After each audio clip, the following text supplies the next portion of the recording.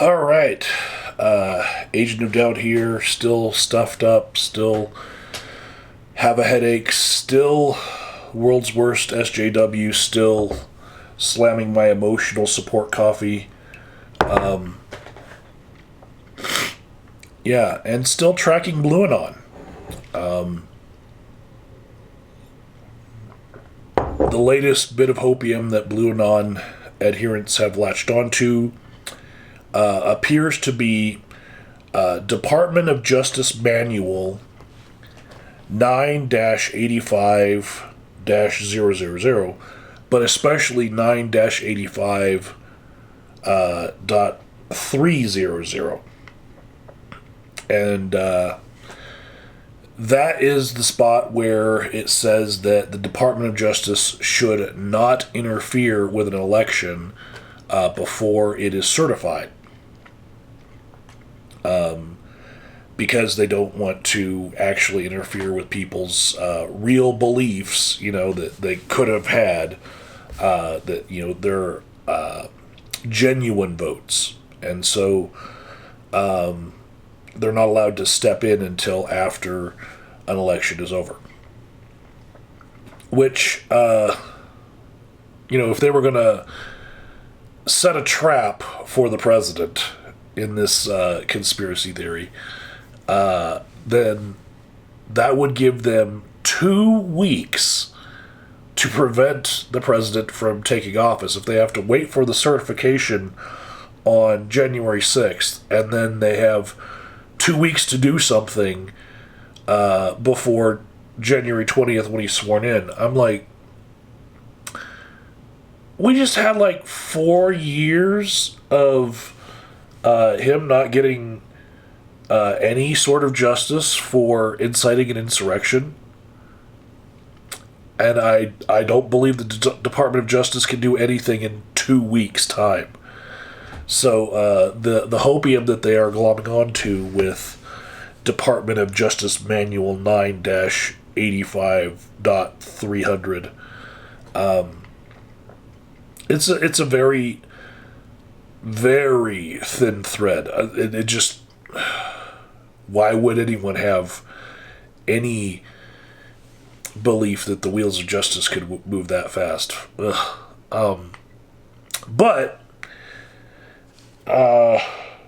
they did also, these BlueAnon people, they followed up on HR 13 and 14, which were kind of shushed at the end of the certification day.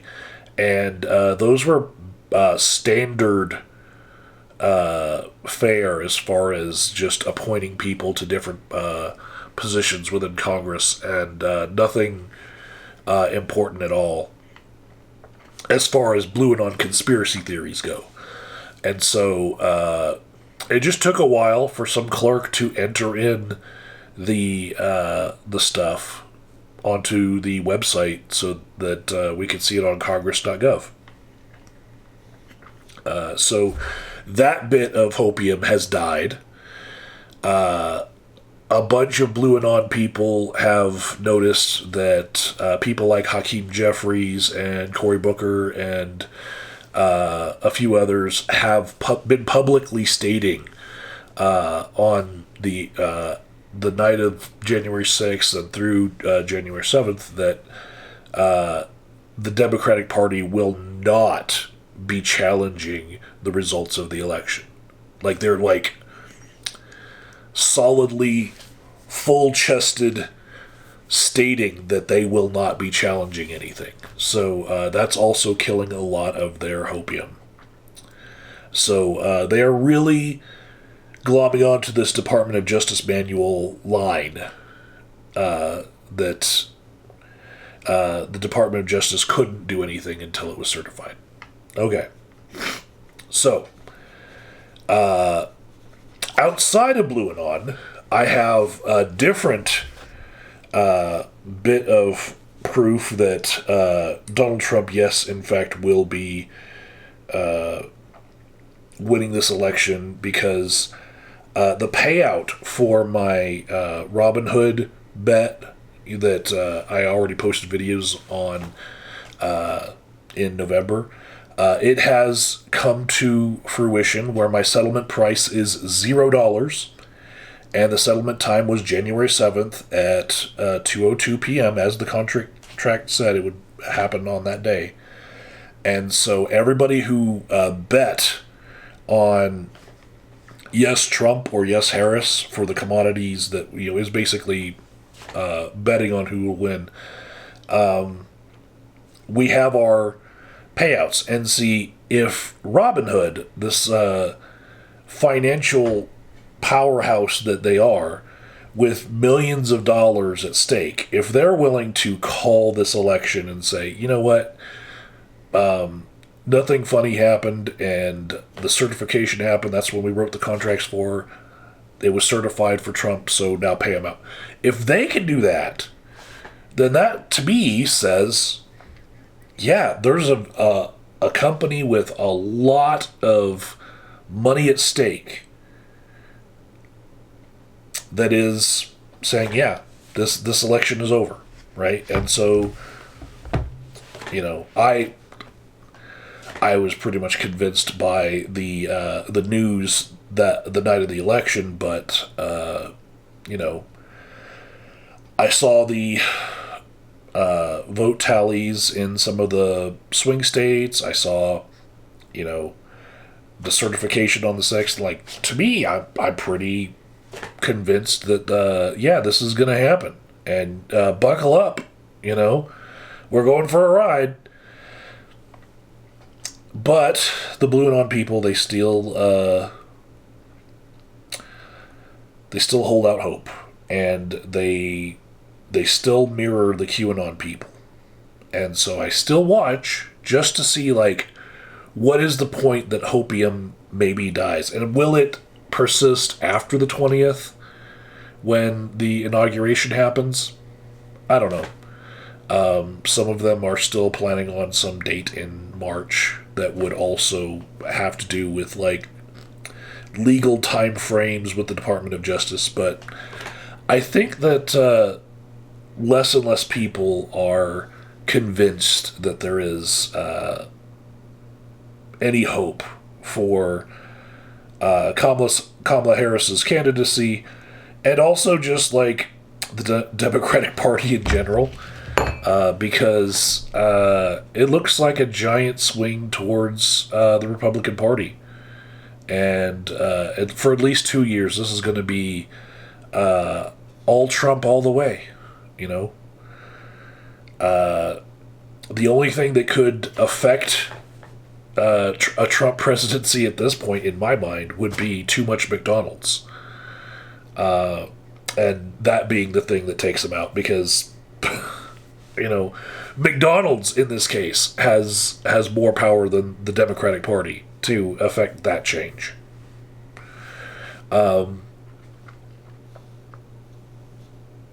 Yeah, so there's other evidence of,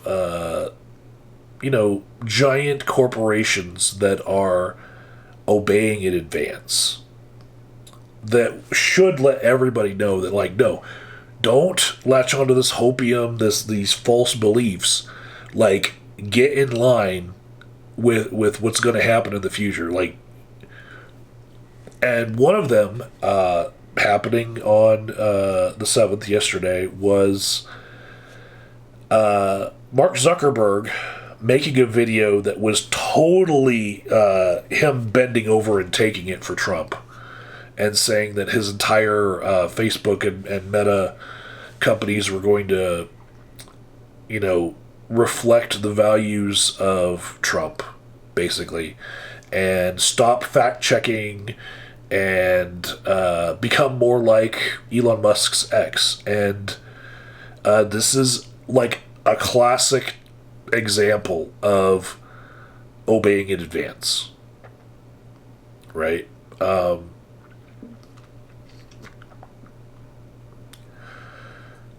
And some of you aren't even familiar with the term obeying in advance and what that means, but there are other examples right now going on that I will point out, institutions that are not legally required to remove DEI from their standard operating manuals already doing so, knowing that Trump is going to be attacking the term diversity, equity, and inclusion, right? And it's not just schools. Walmart has removed everything that looks like equal opportunity or DEI or anything like that, and they've replaced it with belonging.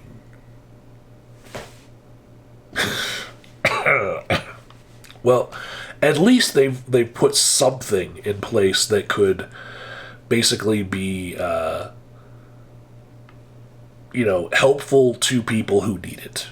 But it's terrible that they had to repackage anything that they could get past the hatred of DEI as belonging. That's whatever. But yeah, this very much reminds me of, I hate to be like the Godwin's Law guy, but like Germany during the Nazi era when, businesses and academic institutions and cultural organizations in Germany were preemptively adopting Nazi ideologies before they were explicitly required to do so. And this is when we coined the phrase obeying in advance. A lot of this was like firing all their Jewish employees, promoting propaganda that they didn't previously promote, just demonstrating their loyalty to the regime that they knew was coming, And it's something that people do out of fear for their businesses. McCarthyism and the Red Scare is another example of this. And if people don't know their history, I don't know what to tell you, but it used to be that you didn't have the freedom of speech or association to label yourself a communist or a socialist or anything like you did. If you did, you wouldn't be charged with saying the naughty word, but you would be possibly arrested, detained, and never work again in Hollywood. Stuff like that. Just like the Soviet Union under Stalin. French collaborators during World War II in Vichy, France, did the same thing. They're like, oh, well, the Nazis are coming, so let's start doing the anti-Semitic things and labeling people with, the clothing because we know that this is going to spread to our spaces as well. And so we'd like to be welcoming to our new overlords. Corporate compliance with apartheid in South Africa. Same thing. Businesses, before they had to, would racially segregate and just start looking like what they thought their new oppressors were going to want their corporations to look like.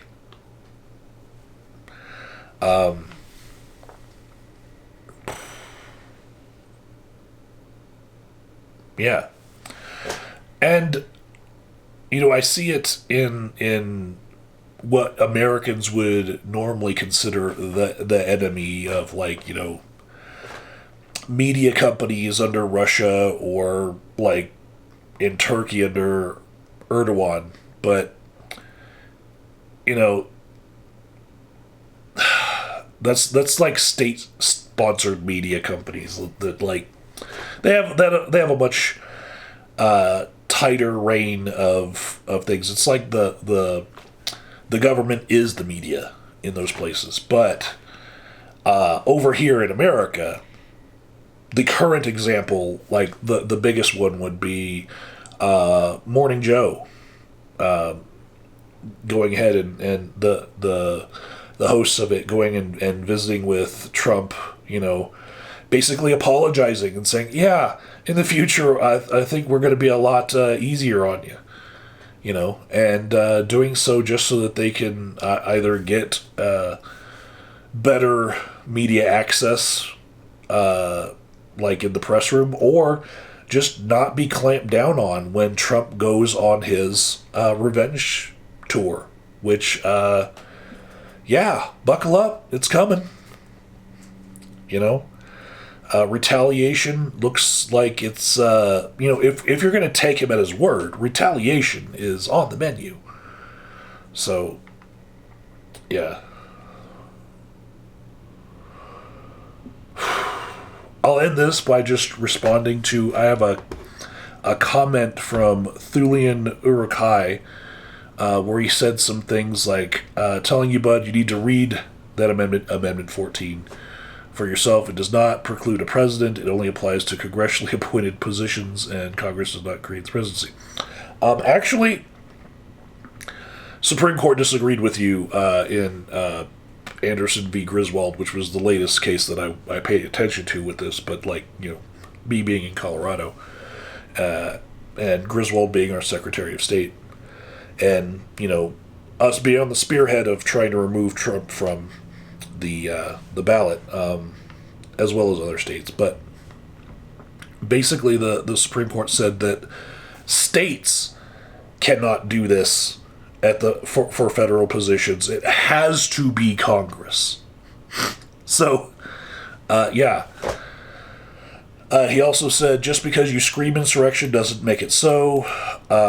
Actually, a lot of courts, district, appellate, and Supreme have said that it was insurrection, and some said that it wasn't. And it seems to be like it depends on who was it that appointed the judge. Like, this is really on partisan lines. And so the next thing you said was he would have to be convicted, but he was never indicted. No, he wasn't indicted. He was impeached. Because that's what Congress does. He was impeached. That was his second impeachment. It happened, a couple days before the end of his last term. Might have heard of it. As for the felonies in New York, a felon can be elected, and if that... your syntax is bad. You ignore the fact the whole thing was BS. I will say that those New York felonies were the least of what I was concerned about. I was more concerned about the other cases about the insurrection that were basically preemptively dropped because the officials that made those decisions were like, well, Department of Justice doesn't work that fast. We're screwed. He's going to be taking over and just pardoning himself. But I do agree with you, Thulean, that there's a lot of crooks in Congress, and that insider trading should be illegal.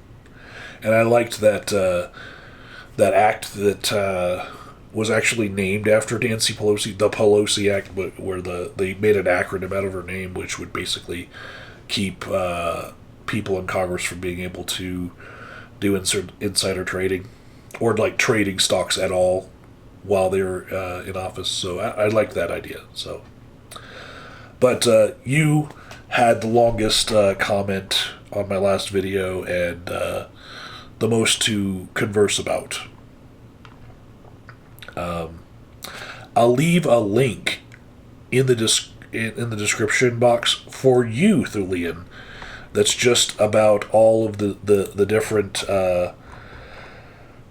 legal ease about whether or not Donald Trump should have been disqualified as a candidate for president based on Section 3 of Amendment 14 of the Constitution.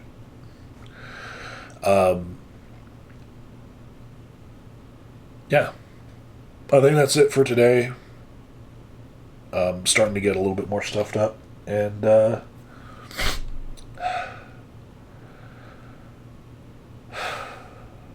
yeah, we'll see where BlueAnon goes tomorrow. But I think that as the days grow nearer to the inauguration on the 20th, people will probably lose more and more of their hopium that they are holding on to.